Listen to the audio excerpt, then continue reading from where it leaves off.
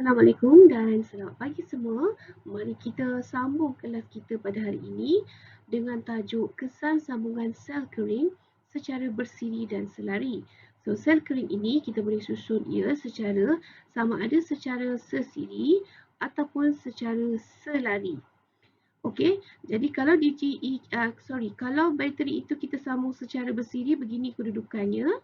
Okey, maka kita boleh lihat berapakah jumlah rintangan dalam berkesan bagi sel kering yang disusun secara bersiri.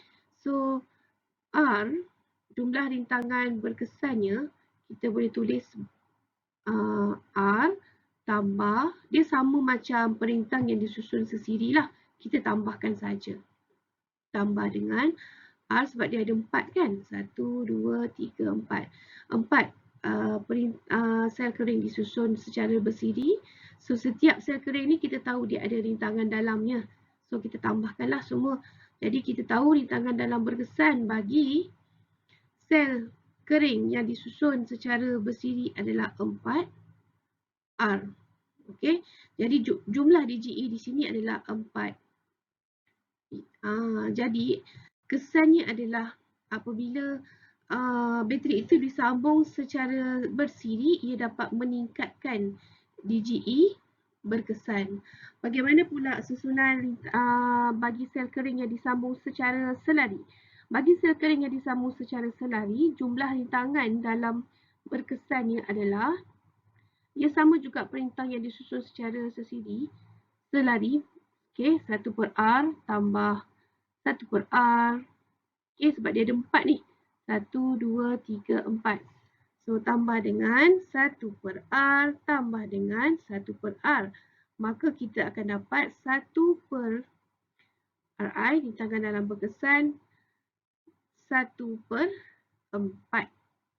Okey, 1 per 4 R. Jadi, jumlah DGE berkesan bagi sel kering yang disambung secara selari adalah okey.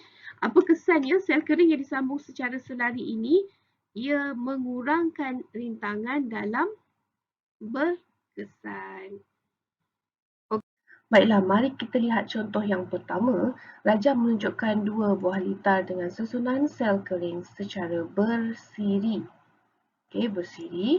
Diberi DGE setiap sel kering adalah 1.5 volt dan rintangan dalam adalah 0.5 ohm. Berapakah arus dalam litar ini? Okey, kita kena kenal pasti litar. Dalam litar ini dia ada dua sel kering ya. Macam mana kita nak tahu dua sel kering? Okey, kalau litar tu dia tunjuk macam ni. Okey, itu maksudnya dia ada satu sel kering. Satu sel kering atau satu saja bateri. Kalau ditunjukkan begini, jadi bermakna ini ada dua sel kering.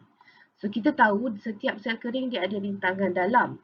So, kalaulah dia punya susunan seperti ini, seperti rajah nombor 2 ni, yang ini cikgu tunjuk anak panah ni, bermaksud ini sebenarnya adalah susunan dua sel kering secara bersiri. Jadi, kalau kita nak mengira rintangan dalam berkesannya adalah R tambah dengan R. Okey? Alright. So, padam. Alright. So, sekarang kita tengok apa maklumat yang kita ada, apa maklumat yang diberi. Okey, diberi DGE setiap sel kering adalah 1.5 volt. Okey, dan kita lihat pada rajah ini, litar ini disusun sel keringnya secara bersiri. Bermaksud DGE berkesannya adalah 1.5 tambah 1.5. Sebab dia sambung secara bersiri. Kan kita dah belajar tadi kan yang rintangan, yang DGE berkesan tu kalau litar bersiri kita kena tambahkanlah DGE-nya. So, 3 volt. Okay, so itu adalah maklumat pertama. Dan dia kata rintangan dalam setiap sel kering 0.5 ohm. Jadi kalau kita perhatikan di sini, dia ada dua sel kering. Maksudnya setiap sel kering itu ada rintangan dalam. Jadi sebab ia disambung secara bersiri, so kita tambahkanlah 0.5 tambah 0.5. maka rintangan dalam berkesan kita dapat 1 ohm. Okey, apa maklumat lagi yang kita ada? Diberi di sini kalau kita tengok ada nilai perintang sama dengan 10 ohm. Okey. So sekarang kita nak guna formula apa untuk jawab soalan ini?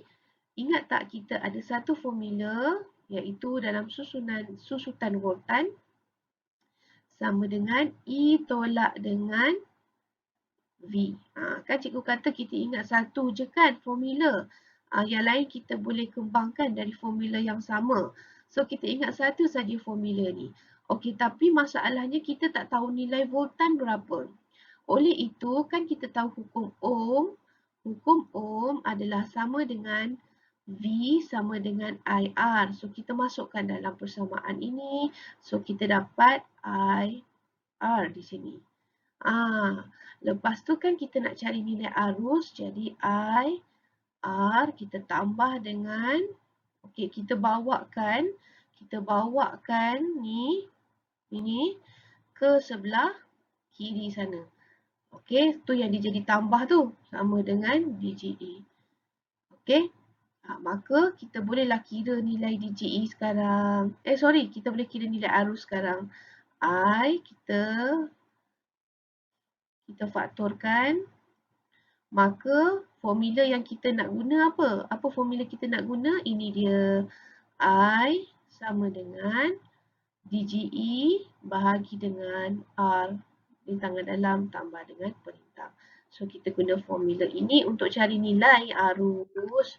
Maka kita tahu I sama dengan DGE berkesan dia 3 bahagi dengan 1 rintangan dalam berkesan tambah dengan 10. So 3 bahagi dengan 11. So dapatlah jawapan dia. Jawapan dia dalam perpuluhannya iaitu berapa ampere. Mari kita lihat contoh yang kedua. Rajah menunjukkan litar dengan susunan sel kering secara berselari. So bagaimana kita nak tahu dia berselari? Kita lihat ya. Sel kering ini disusun secara selari dan diberi DGE setiap sel kering adalah 1.5 volt dan rintangan dalam dia 0.5 ohm.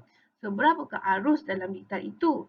So kita keluarkan apa maklumat yang kita ada. Kita tahu dia punya E dia 1.5 volt. Bermaksud dalam situasi sel kering disambung selari ni, DGE berkesan ni adalah 1.5 volt. Okey, dia tak perlu tambah sebab dia sambung secara selari. Dia tak sama dengan sesiri tadi. So DGE berkesan ni adalah 1.5 volt. Rintangan dalam oleh kerana ia disusun secara selari, maka rintangan dalamnya adalah 1 per Ri sama dengan 1 per 0.5 tambah 1 per 0.5. Okay? So, untuk rintangan dalam, nak cari rintangan dalam berkesan ni, kita guna macam kita susun perintang secara selari. So, 1 per R. Okay, tambah 1 per R. So, untuk ini kita akan dapat nilai rintangan berkesan. Okay, rintangan dalam berkesannya kita dapat 0.25 ohm. Alright. So, kita tahu juga ini 10 ohm ini adalah nilai bagi perintang. Okey, jadi kita tahu formulanya, formula apa kita nak guna. Okey, formula yang sama tadilah macam untuk susunan sel kering secara bersiri, iaitu kita tahu I sama dengan DGE berkesan bahagi dengan R tambah R. Rintangan dalam ataupun rintangan dalam tambah dengan perintang pun sama. So kita dapat 1.5 kita bahagi dah dengan 10 tambah dengan 0.25. Maka tekan kalkulator, kita dapatlah jawapannya dalam ampere. Okey, jadi kita nak buat kesimpulan daripada pengiraan tadi. Untuk contoh yang pertama, apabila DGE ini disambung secara bersiri, maka kita akan dapat arusnya adalah 0.27 ampere. Manakala Untuk situasi yang kedua, di mana DGE ini disambung secara berselari, kita dapat nilai arusnya 0.14 ampere. So, kita dapati sambungan sel kering secara bersiri ini menyebabkan arus yang dihasilkan adalah besar. Ya, arusnya lebih besar daripada arus yang dihasilkan bila DGE kita sambung secara berselari. Kenapa? Ini kerana DGE berkesan bagi litar bersiri adalah besar. Macam kita tengok tadi untuk DGE berkesan bagi bersiri kita dapat berapa? 3 volt. Sebab kita ketambah kan. Kalau untuk berselari tidak. DGE berkesan dia adalah 1.5 volt.